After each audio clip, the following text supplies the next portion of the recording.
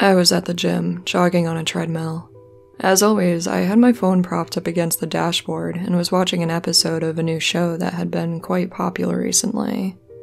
I had noise-canceling headphones on and was focusing on the show, so I didn't notice the woman who got on the machine next to me. I'm not sure how long she was trying to get my attention, but suddenly I felt my headphones get pulled from my ears.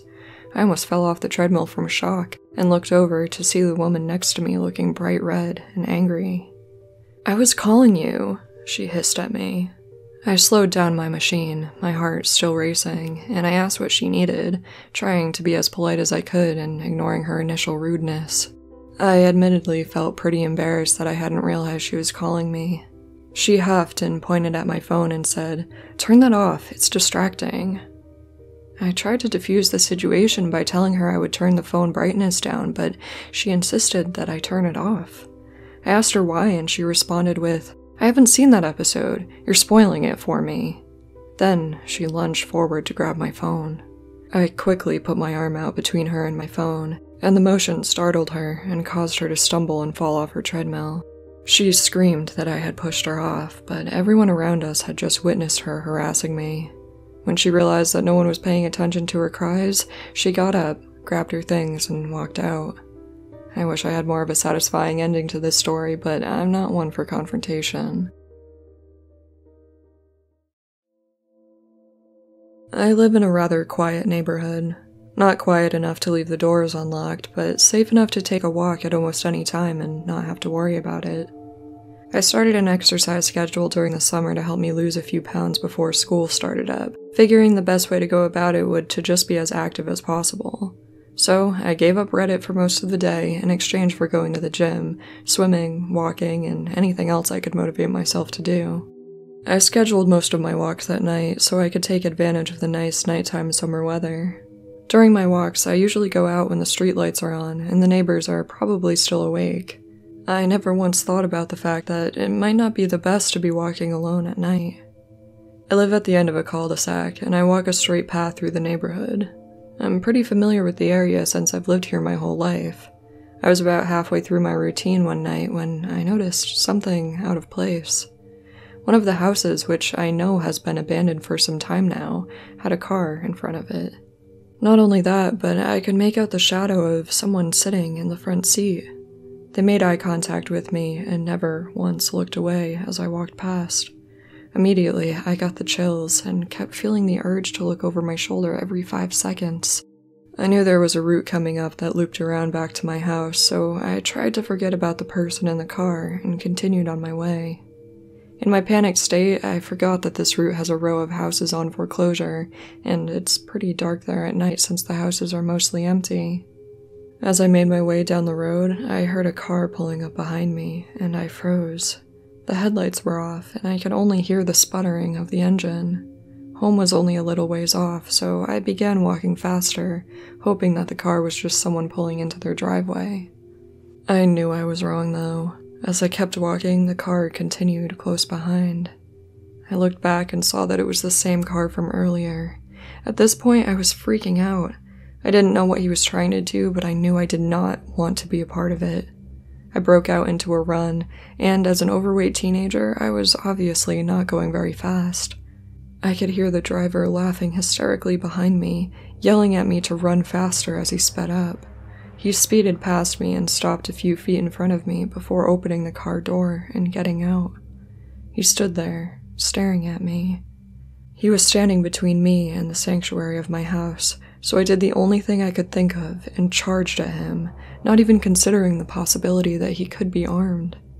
I put my keys between my fingers and took my best shot at him, hitting him square in the gut. I stepped back to make sure he was down and ran off as fast as I could. Shortly after, I could hear him laughing again, spouting threats in my direction. I hurried home, locked the door, and waited, keeping watch for his car. I called the police and told them what happened. They sent an officer over, but of course by then, the man was gone. They assured me that they'd keep an eye out for any suspicious activity, but nothing ever came of it.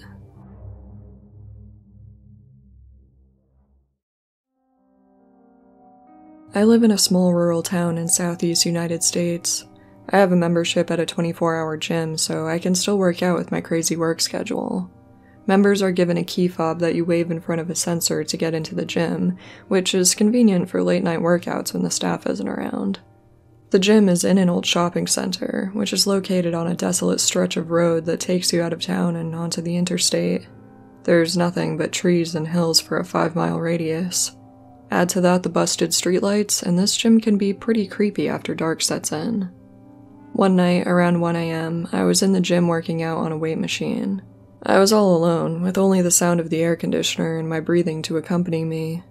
A young woman walked up to the door, waved her key fob, and entered. She immediately went to the treadmill. I nodded my head to greet her and continued my workout. I thought she might be nervous being in the gym late at night with a big guy lifting weights, but soon we would be united forever through a weird and creepy experience. Soon after she got on the treadmill, a guy in jeans and a t-shirt came up to the door. He knocked on the glass and smiled at me and the young lady on the treadmill. I watched as she stopped her workout and walked towards the door. He was clean-cut and didn't look threatening, but he was smiling way too damn hard. "Hey, can you let me in? I forgot my key," he said through the door. The girl continued over to the door. I couldn't believe she was going to let him in. "I don't think that's a good idea," I said to her. She asked me why not, so I pointed out that he wasn't wearing workout gear. That seemed to change her mind, so she turned towards the man and said, "I'm sorry, I can't." He stopped smiling. "Let me in, don't be a cunt," he said. He said it so viciously that the woman shuddered like she had been shot. The man started screaming and pounding on the glass, so I got up and told him I was calling the cops.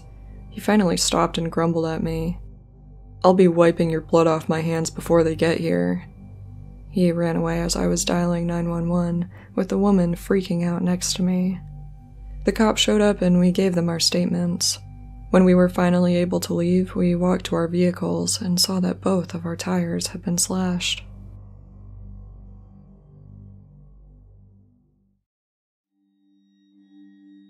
A few years ago, when I was in college, I was trying to become a Marine Corps officer. You have to be in really good shape in order to get selected for the program. I was also working at a restaurant at the time and would get out around 2 a.m., so in order to stay in shape, I would typically run the 2 miles to my gym, work out, and then run back. I lived in a really bad area, but I also had a belligerent attitude and didn't care about being safe while running at night. Occasionally, police would pull up next to me and tell me I shouldn't be running in that neighborhood so late. I would always have some smart-ass response like, "I'd rather get shot than let people keep me from doing something." One night, I was jogging home from the gym around 3:30 a.m. A shitty van started driving next to me, so I moved off the sidewalk and closer to the graveyard that bordered the road. After I moved, the van stopped, and 3 men got out and started running towards me. Terrified, I sprinted into the graveyard. The place is in terrible shape and is totally overgrown. It's also in Louisiana, so the graves are all above ground, and some are even broken open so you can see the coffins inside. There's no lights in the graveyard either, so it's extremely dark. I sprinted behind a large grave near the tree line and peeked out to see if they were still there. Not only were they still nearby, but they had their cell phone flashlights out and were actively searching for me. I moved quietly into the trees and kept walking as silently as possible.